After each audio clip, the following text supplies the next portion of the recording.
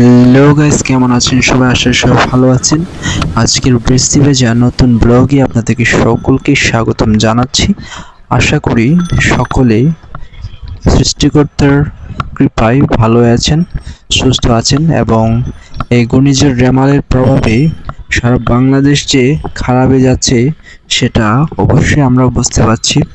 And যারা বিশেষ করে উপকূলীয় অঞ্চলে যারা বসবাস করছেন তারা প্রত্যেকেই প্রবল দুর্যোগের সম্মুখীন এবং তারা খুবই মানবেতর জীবনযাপন করছেন। আমার এই ভিডিওটি আমি গতকাল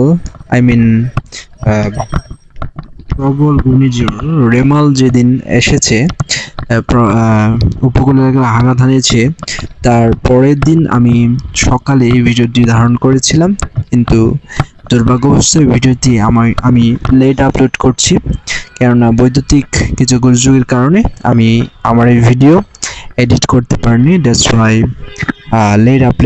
লেট আপলোড হয়েছে অ্যান্ড আপনাদের সাথে লেট শেয়ার হয়েছে।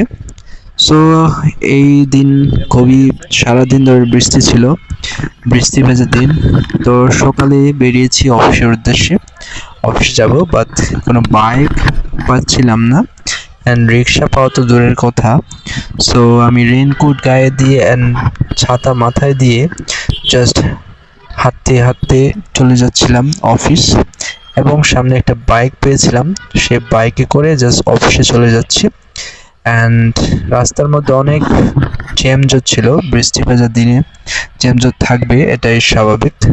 এনিওয়ে, তো আমি হুন্ডার পিছে চেপে জাস্ট রওনা দিচ্ছিলাম অফিসের উদ্দেশ্যে।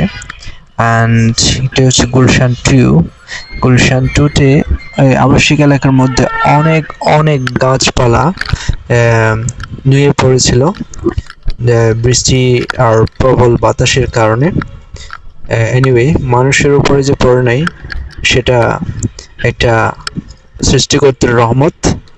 যাই হোক, যাচ্ছিলাম সামনের দিকে, অ্যান্ড ছাতাটা আমি মাথায় রেখেছিলাম, বাট এমন বাতাসের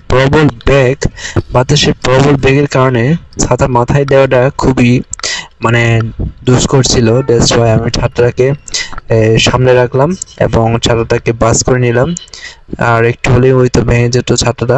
যাই হোক, আমি রেইনকোটটা দিয়ে জাস্ট অফিসের উদ্দেশ্যে রওনা দিচ্ছিলাম, অ্যান্ড মাঝখানে রাস্তার মাঝে অনেক অনেক বৃষ্টি পড়ছিল এবং আমি ভিজাচ্ছিলাম। যদিও রেইনকোট পরা, তারপরও ভিতরে অনেক ভিজে গিয়েছিলাম। যাই হোক, এভাবেই জাস্ট আমার ছোট্ট বাবু ক্যামেরা দিয়ে আমি ভিডিও করছিলাম। তারপরে আমি গুলশান ক্লাব হয়ে একটা সিগন্যালে আটকেছিলাম, সিগন্যালটা পার হয়ে কোনো মতে অফিস যাব। টাইমও আমার প্রায় শেষের দিকে, অফিসের টাইম শিডিউল আমার চলে আসছিল, এদিকে সিগন্যাল ছাড়ছিল না, খুবই বিরক্তিকর লাগছিল। এই বৃষ্টির মধ্যে সিগন্যালে বসে থাকাটা খুবই বিরক্তিকর লাগে আমার কাছে। এনিওয়ে, তারপরও বসে থাকতে হবে, কোনো উপায় নেই। তো বৃষ্টিতে ভিজে যাচ্ছিলাম রেইনকোটের মধ্যেই, কি বলবো, আকাশটা এমনভাবে ফুটো হয়ে গেল যাতে রেইনকোটও সহ্য করতে পারছে না। আর আমার ছোট বাবু, আমার অ্যাকশন ক্যামেরাটাও ভিজে ভিজে শেষ। কিছুক্ষণ পরে আমার লেন্সটাকে মুছে দিতে হচ্ছিল। যাই হোক, এমনভাবে বৃষ্টির ঝাপটা এসে আমার ক্যামেরার লেন্সে এসে পড়ছিল, কিছু দেখতে পাচ্ছিলাম না। যাই হোক, এই বুড়া কাকুটা আমার দিকে তাকাচ্ছিল, এরই মধ্যে আমি অনেক ফু দিচ্ছিলাম আমার লেন্সের মধ্যে। যাই হোক, আমি এভাবেই জাস্ট আজকে পুরো দিন অফিসে ভিজতে ভিজতে অফিসে রওনা দিয়েছিলাম।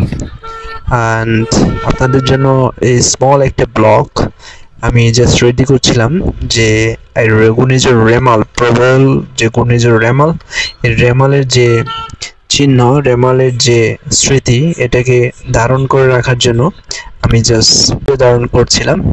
যাই হোক, দেখছিলেন যে স্মল একটা বৃষ্টি ভেজা একটা ব্লগ।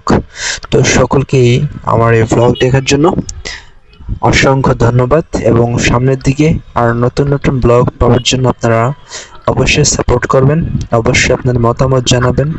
ভালো লাগা মন্দ লাগা সবকিছু আপনাদের কমেন্ট বক্সে আমাকে জানাবেন এবং আমি সে মতো আপনাদেরকে ভিডিও উপহার দিতে চেষ্টা করব। সো ভালো থাকবেন সবাই, সুস্থ থাকবেন এবং উপকূল এলাকার মানুষজন যারা মানবেতর জীবনযাপন করছেন, দুর্যোগপ্রবণ এলাকা যেগুলোতে অনেক ক্ষতিগ্রস্ত হয়েছে ঘরবাড়ি, সেগুলোতে যারা বসবাস করছেন তাদের প্রত্যেকের জন্য আপনারা দোয়া প্রার্থনা করবেন এবং সাহায্য সহযোগিতা করবেন।